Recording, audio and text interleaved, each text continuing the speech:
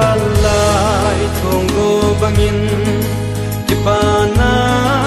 ehin lo zi savang zi dai tui bang som rabin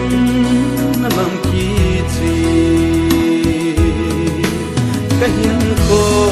hi ko kalbu ata anung asen bang kan go lui dung long bang dung zina ehin go zi izong le nei ngai luna onem chu kaza zi te dipilai sang ting bang kahing min kahat ki chi kapakai nang bo ka iza kai nahi lei se thau na na tam zong le kipa na im nang bo kapakai nang bo ka ngai se nang ako kagam la te nel phai zot na dang cha bang sikhi si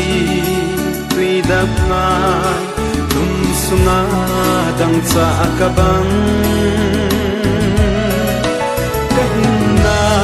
le kadam na ka pathen le ka go pha nang lovin ka thaga dang sa na hai sam si kapakai nang bo ka iza kai nahi lei se thau na na tam zong le kipa na im nang bo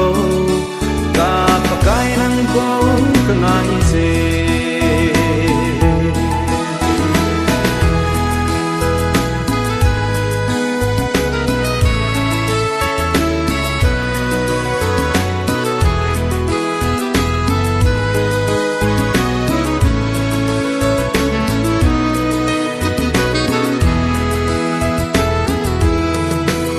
kapakai nang naunte